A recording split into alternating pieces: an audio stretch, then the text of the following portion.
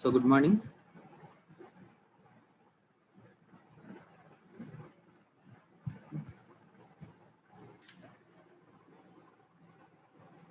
So in the previous class, we have discussed about the inheritance. So what do you mean by inheritance?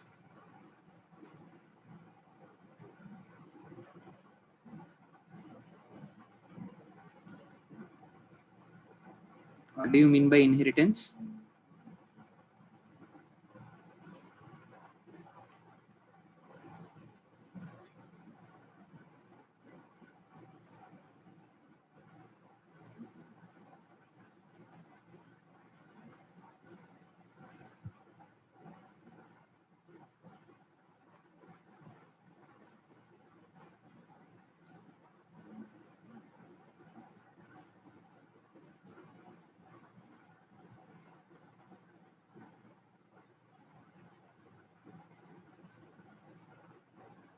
So inheritance is a process of uh, inheriting the properties and methods from the other class. A class will enhance the methods or properties from other class. That means properties means variables. So inheritance means the properties are extracted either from variables, either from the methods. We can take the properties of a method, or we can take the properties of a variable. So here inheritance is possible with the variables as well as with the methods. So the concept is in between the methods, in between the classes, the methods from one class may have the methods from another class. So that is called inheritance. So the properties of inheriting the properties or methods from another class is called inheritance. So we have seen the advantages of inheritance. So the main object oriented feature is inheritance. So every object oriented programming must possess this property inheritance. So here the terminology is superclass and subclass. So superclass and subclass. So superclass means we can extract the methods or variables from one class. So the class is named as superclass. The extracted class is known as subclass. So we have two classes here. First one is superclass, second one is subclass. Subclass inherit the properties from superclass. Subclass inherit the properties from superclass. So we have types of inheritance. We have so many types of inheritance. First type of inheritance is single inheritance. First one is single inheritance. Second one is multi-level inheritance. Third one is hierarchical inheritance. So we have these three types of inheritance supported by the Java. So single inheritance means single superclass, single subclass. Multi-level inheritance means so class A, class B, class C. We have three classes. Class A is the superclass. Class B inherit the properties from class A. Likewise, class C inherit the properties from class B. That is called multi-level inheritance. Next one, hierarchical inheritance. That means here one superclass, so many subclasses. Suppose class A, B, C, D. We have 5 classes. So class A is the superclass. So class B inherit the properties from class A. Class C also inherit the properties from class A. Class D also inherit the properties from same class A. So that means all the subclasses are inherited from the single superclass. So that type of inheritance is called hierarchical inheritance. See, either in hierarchical inheritance or multi-level inheritance or single inheritance, in all these cases, we have only one superclass. So in Java, we have only one superclass. We don't have the multiple superclasses. We have only single superclass. That is very, very important. Next one, multiple inheritance. So multiple inheritance is not supported by the Java. Multiple inheritance is not supported by the Java. So multiple inheritance means we have multiple superclasses. So multiple superclasses concept is not available in Java, not supported by the Java. So even though we have some mechanism to implement that by using interfaces. So by using interfaces, we can perform multiple inheritance to some extent. So multiple inheritance is supported, not supported by Java. With the help of interfaces, we can achieve this. So we have mainly three types of inheritance: single inheritance, multi-level inheritance, hierarchical inheritance, and multiple inheritance by using interfaces. So these are the types of inheritance.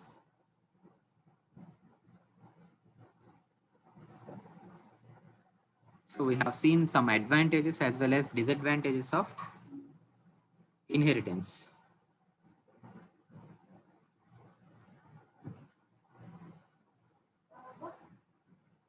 So the main disadvantage of inheritance is coupling. The main disadvantage is coupling.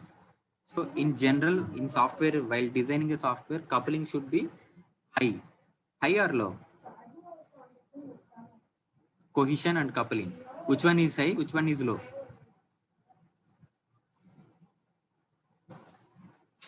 Coupling should be low. Coupling should be low and cohesion should be high. So low coupling and high cohesion should be there. So, but while implementing the inheritance concepts, we are acquiring the properties from the superclass. Superclass and subclass. Subclass inherit the properties from superclass. That means we are reusing the variables or methods from previous class. That means there is a link between the class A and class B. That means class B depends on the class A. That means dependency is increasing here. That means coupling is increasing here. So interdependency is more here. So while likewise we can implement the inheritance, means obviously coupling is also increases. So it may lead to the software faults. So that is the main disadvantage of inheritance. Second one is processing time. Second one is processing time is increases. That means while the process execution jumps from class A to class B, class C to class A, so it takes some time. Next one, if you add any new feature or if you delete any a variable or method from the superclass, that will affect in the subclass. That will affect in the subclass. That means maintenance is quite difficult here. So these are the main disadvantages of inheritance. So till now, up to this we have covered in the previous section. So next concept is, so next one is universal superclass object. Universal superclass object. So that means we have some predefined methods. So in Java supports the predefined methods. All the predefined methods or classes are defined in a package. Defined in a package. So each package is a collection of classes, interfaces, methods, or some, or maybe variables. So likewise, we have a in arrays we have a class called arrays. We have seen that arrays is a class. Arrays is a class which has some methods. Arrays is a predefined class in package util. So this class has some data and some methods. Likewise, we have another class object. We have the another predefined class object. So this class is defined in lang package. So this is defined in util package. So in Java we have so many packages: util package, lang package, math package. We have so many packages. So arrays is a predefined class. Like that, object is also a predefined class. Predefined class in Java. So all the classes, all the predefined classes are inherited from the object class. That means object class is the superclass to the all the classes. Object class is the superclass to the all the remaining classes, remaining subclasses. The for any predefined class, The object is the main class. That means object is a superclass here. So object class is a special class and it is at the top of the class hierarchy tree. That means this is the, for all the classes, this is the superclass. All the predefined classes, object class is the predefined superclass. So, or it may be called as parent class or superclass in Java. So it is called universal superclass. So object class is known as universal superclass. That means for all the classes, all the remaining classes, this is the superclass. So all the remaining classes may inherit the properties of object class. Let us see some methods supported by the, these are the methods supported by the object class. So object class has so many predefined methods or interfaces. So many things are available in object class.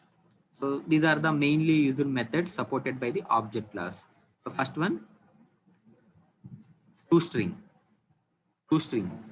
That means it returns the string representation of object. It represents the string representation of objects. That means output is displayed within the square braces. Output is displayed within the square braces. We have seen in arrays. Arrays class. So arrays class also support this method toString. That means it returns the string representation of objects. So output will be displayed within the square braces. So this is the one method supported by the universal superclass object. So next method is hash code.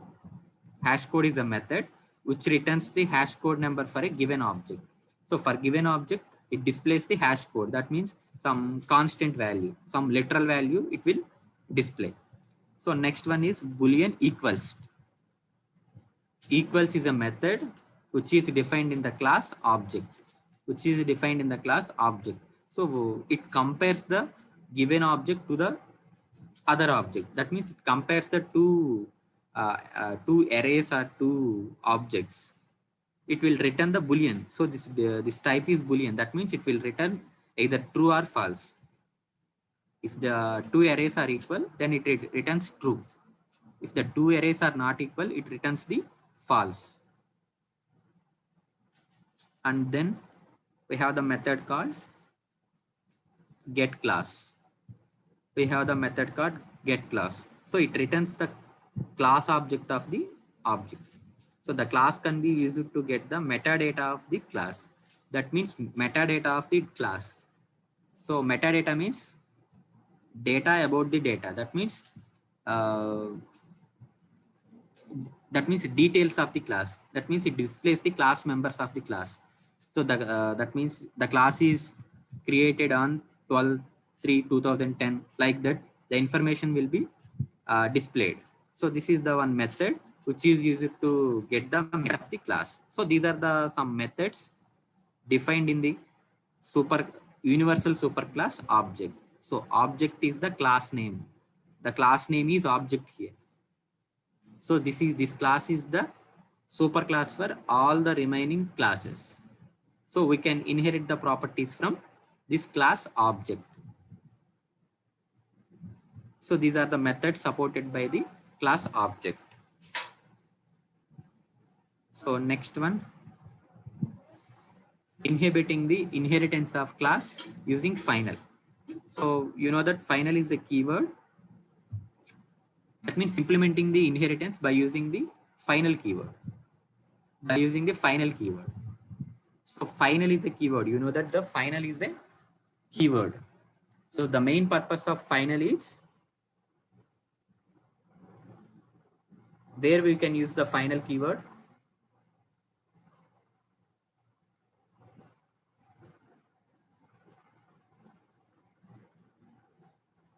In what situations you can use the final keyword?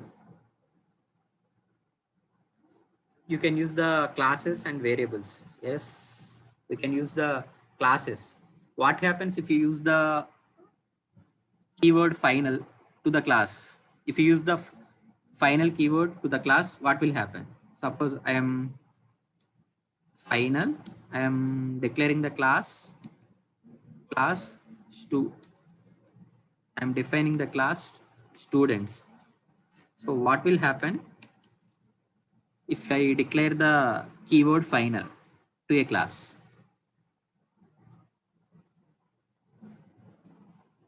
We cannot derive a subclass from the class. Yes. That means final means we cannot create a nested classes. We cannot create a subclass. That means the class members are not modified. That means the class student is a constant. We cannot change the properties of the class. If we declare the class as final, it, it means that we cannot change the class members, either variables or methods or interfaces or anything. We cannot change the contents.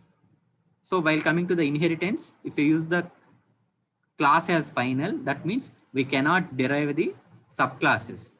So if the class has the keyword final, that means the student class does not have any subclasses. Student class does not have any subclasses. We cannot derive the properties. That means the class is final. That is the final state of that class. That means this class has no subclasses. We cannot derive the properties from this class. So that is the main purpose of using the class, using the keyword final.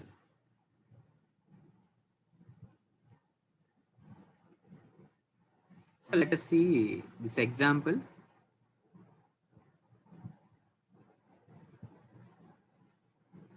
So here is a class vehicle.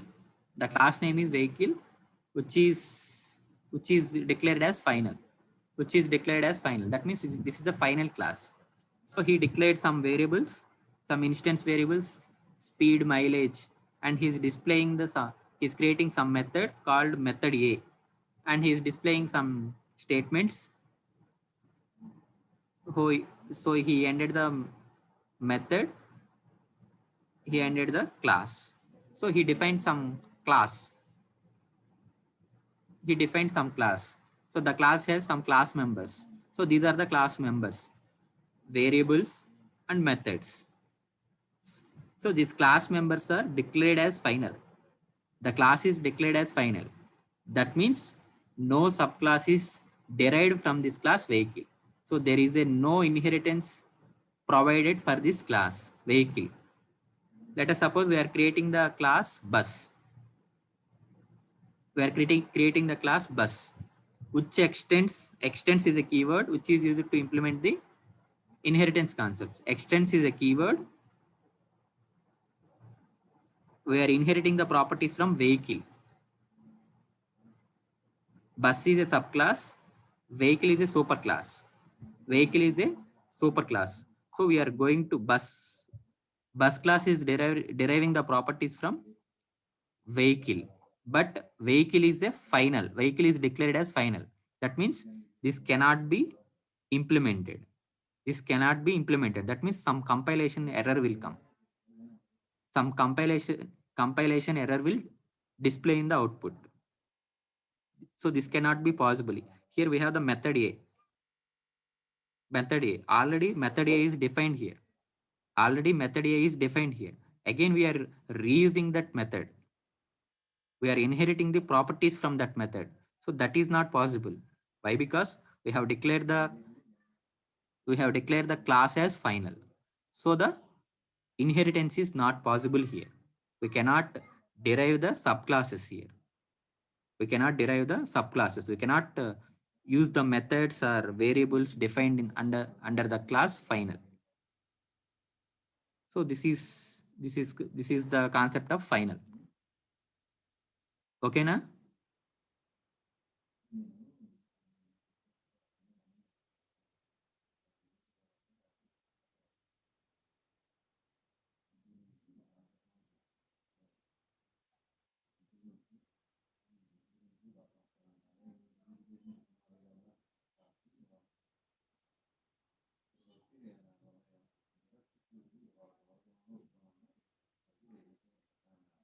So next one.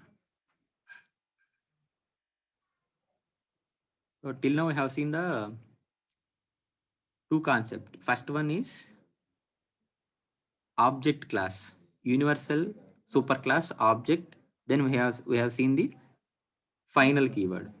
Then let us discuss the access controls.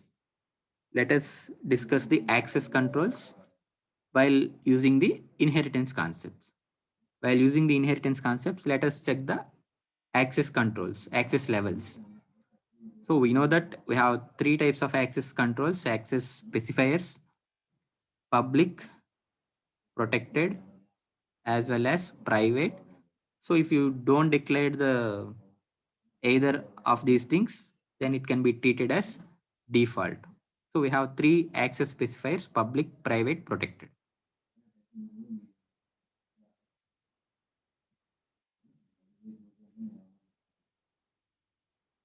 Next one. Let us check this. What happens if you declare the class as public? What happens if you declare the variable class as protected? Let us check. Already you know this: public, protected, private. So private means access permitted only to the members of the class. Access permitted only to the members of the class. Within that class only, the variables or methods are accessed. If you declare the variable, if you declare the class as protected, means access permitted to any class in any package. Public means access permitted to any class in the package, any class in any package. No access specifier means within that package. Access permitted to any other class within the same package. Within the same package. Already you know this. Let us check this one.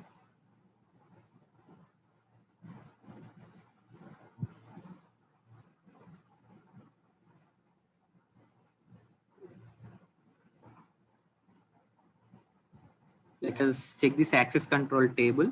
If we don't declare the class as no specifier, that means we don't have declared either public, protected, private. What happens if you don't declare any of these things? So if you declare the class as public, what happens? If you declare the class as protected or private, what will happen? Let us see one by one. So if you don't declare the class as, if we use either of these, neither of these access specifiers, here the table is filled with yes or no. That means yes means access permitted, no means access not permitted.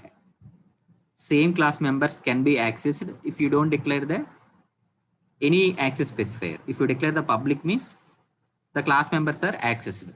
Protected also, the same class members are accessed. That means in all the cases, same class members are accessed. If you declare either public or protected or private, or if you don't declare any of these things, same class members can be accessed. Subclass in the same package. Subclass in the same package. So if you declare it as no specifier, that means default, then it can be accessed. Then it can be accessed. So if you declare that public means accessed, that means in public means all are accepted, all are SS. Protected means accepted. Subclass in the same package. So in the same package means protected also permitted. Private means subclass not accepted. In private means all are no's except within the same class. Outside the class, the private members are not accepted, accessed. All are no's here. Let us see another, any other class in the same package. Any other class in the same package. If you don't declare as a default, then it can be accessed. Public accepted, protected also. So in the same package means it can be accessed. Subclass in different packages. Subclass in different packages. Then no specifier means it cannot be accepted. Default means within that package only accepted. Within the package only the access will be provided. Outside the package it cannot have access. So public means either anyway we have the access. Protected means subclass in different package it has the access. any other class in the different package. Any other class in the different package. So the protected is not accepted here. Here different packages, but the access is given to the subclass. The subclass is different package, then it can be accepted. So it is another class. Either it is not a subclass with a different packages. It cannot be accessed. So that means we are tabulating the access specifier, accessing levels. Simply public means all are SS. That means any class can be the class members which are declared as public can be accessed by all the classes, any of the package. Private means within the same class only accepted. Remaining all the cases no. No specifier means default case within the package all are SS. Outside the package it is no. While coming to the protected, within the package or outside the package, if it is the subclass, then all are SS. If it is not a subclass, it is no. So this is all about the access specifiers in the Java or inheritance.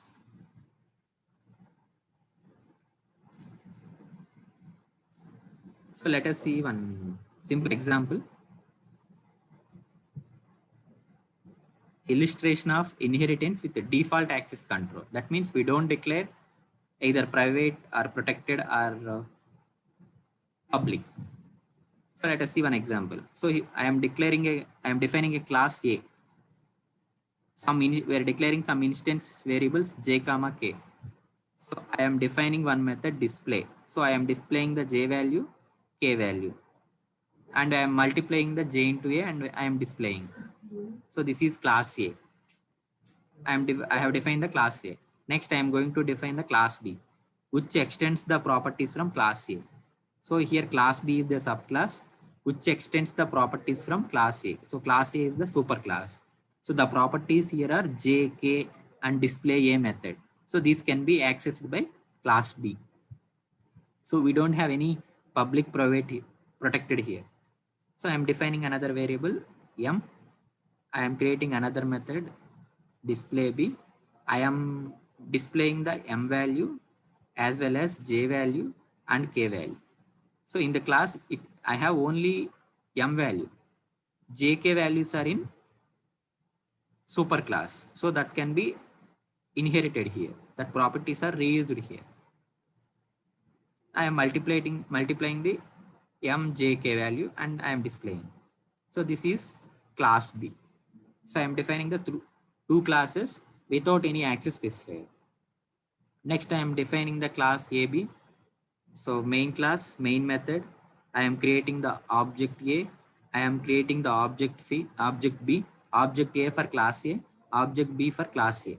For accessing the members of the class, we need an object. So object A dot J. I am assigning the values. J value is 4. K value is 5. I am displaying the method A. Display A. Then through the object B, I am accessing the second class values, class B values.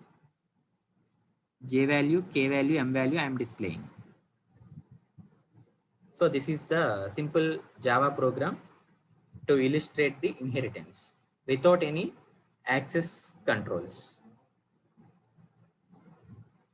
Next one.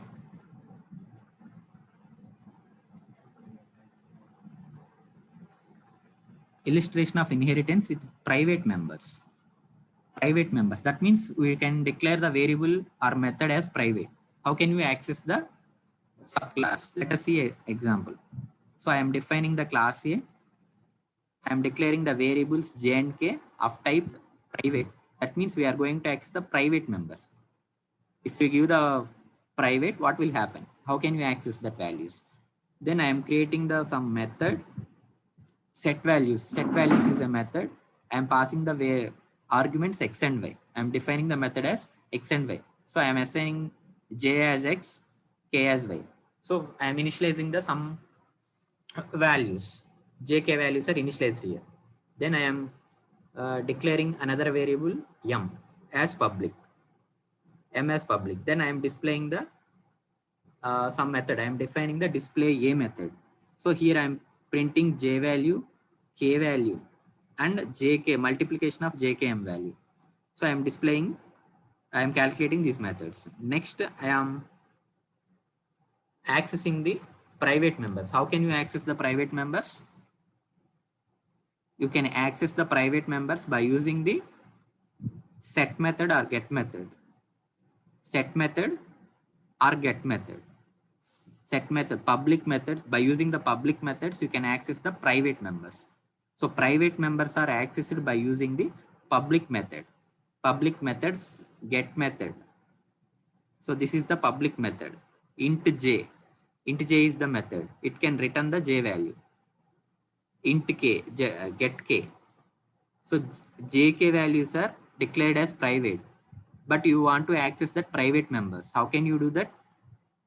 This is the syntax. By using the public method, get method. By using the get method, you can access the private members. Public method for getting the value of j. That means j value, k values are accessed by using the get method. Get j. The method name is get j. Get k. Here j, k are the variables. You can add the get before that variable. So this is one class. Next, I am defining the class B, which extends the properties of A. B is the subclass, A is the superclass. I am declaring the variable P. I am displaying the some statement. I am displaying the P value. Again, I am displaying the P into M value. So M value is defined in class A. M value is defined in class A. So here, M value is defined in class A. It is declared as public. So P into M is calculated, and class is closed. So this is class B. Then I am writing the main class, ABPT, main method. So I am creating the object A and object B. Object A for superclass, object B for subclass. So I am going to accessing the object. I am going to accessing the class members. Object A dot set values. So I have defined the set values method. I am for giving the values. I am define the set values method. So set values 4, 5. I am passing the values 4, 5. I am giving the M value as 10. I am displaying the display A method. I am displaying A method. I'm calling the display A method. Next, object B dot P, object B dot M, object B dot display. Next one, object B dot set values. So 12, 15 values are passed, and he's printing the 12, 15. That means these values are private. JK values are private. We cannot access the B class. Class B cannot access the JK values. Class B cannot access the JK values. So JK values are accessing by using the object B. So object B belongs to class B. So class B cannot access these values 12, 15. That's why I am accessing this variables as object B dot get j, get method. I am calling this method object B dot get method. K value object B dot get k. So if you declared plus I plus j means the compilation error will come. So you can access these objects by using only get methods, public get methods only. Okay na?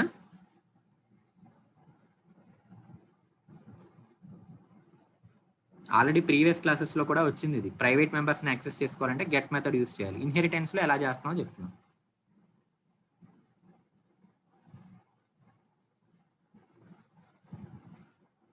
Next multi level inheritance already చెప్పింది ఇది. Next one application of the keyword super. So already final keyword గురించి చూసాం. So we have seen the keyword final.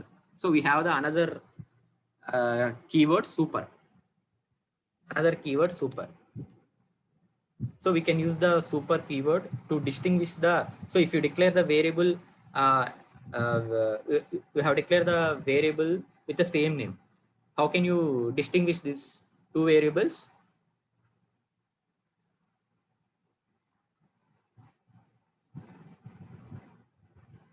To distinguish between the variables having the same name in the superclass and subclass.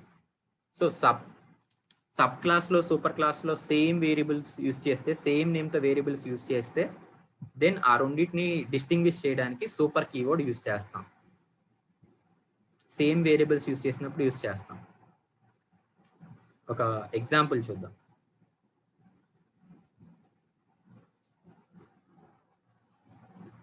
Let us check this example. So I am defining the class A. I am declaring some instance variable x as private. So I am creating some, what is this? A into n, x is equal to n. What is this? Constructor. I am defining some constructor. Constructor is a constructor and class has same name. It has no return type. It won't return any value. For initialization purpose, we can use the constructor. I am defining the constructor A. I am assigning the x value as n. Next, x value is private. So we have to access the private members means we need the get class. That means get method. We need the get method. Then I am displaying the display a function is called, is defined and is displaying the x value. So this is the class A. So class B extends the properties of class A. I am declaring the variable y. So I am defining the constructor. I am passing the values A and B. I am passing the values A and B. Super A. Super is a keyword which uses the variable A. That means here previously in the constructor we are passing the x value as n. X value as n. Again I am using the same n value. I am using the same n value. That's why I have declared the A value as super. That means already previously used value is next B value. Now I am assigning the y value as B. Here class A we have defined the x value. In the class A we have defined the x value. In the class B we are going to declare the y value. We are going to declare the y value. So x is by using the constructor x value is initialized. By using the constructor B, y value is initialized. Y value is initialized, but constructor B also initializes the A value. That means also initializes the x value. That's why I have used the keyword super of A. That means already previously it is used. Then I am displaying the class B and I am printing the x values and y values. Then I am defining the class C which extends the properties of class B.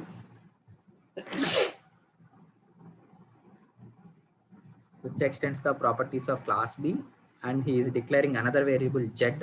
So class C defining the variable z. Here I am passing the here I am initializing the constructor C mnp. So mn values are xy values. So xy values are previously defined. That's why I am using the super keyword, super of m comma n. Now I am initializing the p value, x, y, z values.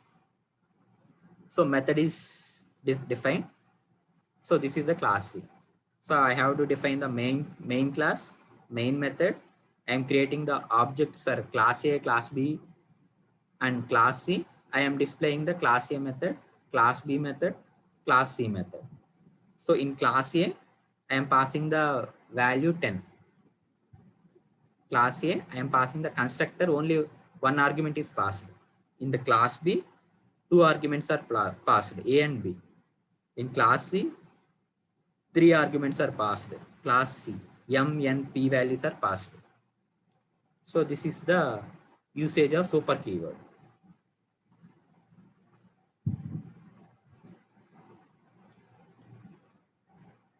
Next one, constructor method and inheritance.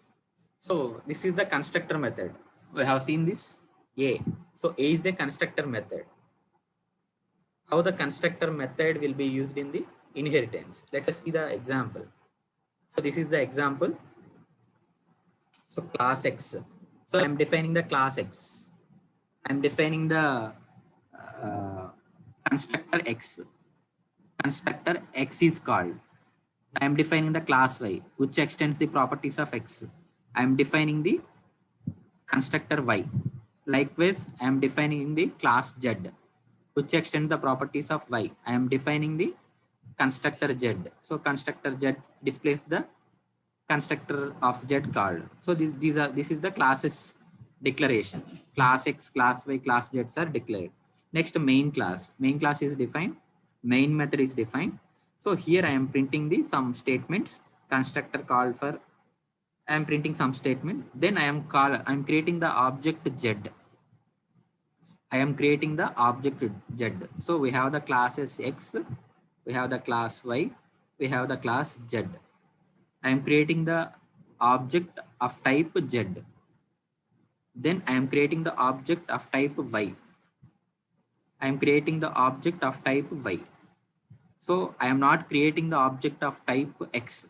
I am creating the objects of X, Y and Z. I am creating the objects of Y and Z. That means if you call the Z means this has to be printed. New Z. New Z. That means this constructor Z, constructor of Z called. So this statement has to be printed. But if you use the constructor means I have used the constructor Z. So that constructor Z method has this statement. So that means, so the output will be this constructor is not directly printed. So constructors are displayed linearly one by one. That means if you call this Z object means Z cannot be displayed. So if you are the constructors are displayed linearly one by one. First X constructor will be displayed. Next Y constructor will be displayed. Next Z constructor will be displayed. So if you call the Z constructor means previously X has to be displayed, Y has to be displayed. So linearly one by one, all the constructors will be printed. Next Y object. Y object means X will be printed. So let us see the output of this. So this is the output. We have called the Z object. We have called the object Z here. If you call the object Z, then X is called, Y is called, Z is called. That means X constructor is called, Y constructor is called, Z constructor is called. Here I am calling the Y constructor. I am calling the Y object. That means previously X is defined. X is called, Y is called. So here if you use the constructors in inheritance means, so constructors are displayed one by one. One by one. That means previously defined constructors also displayed. So this is all about constructors in inheritance. So if you use the constructors in inheritance, that means it can be executed linearly one by one. If you even though if you create an object of type Z, so Z cannot be displayed. So before Z we have X and Y. So X displayed, after that Y will be displayed, after that Z will be displayed. So this is the usage of constructors in inheritance. Okay, na?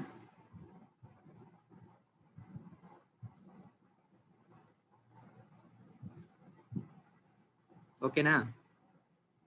So this is all about inheritance. So in today's class we have discussed the mainly we have discussed the three things. First one, object superclass, universal superclass object. Then we have seen the access specifiers.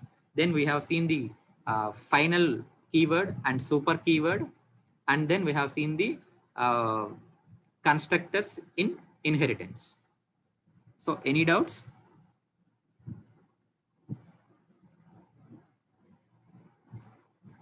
So if you have any doubts, you can ping me. Thank you.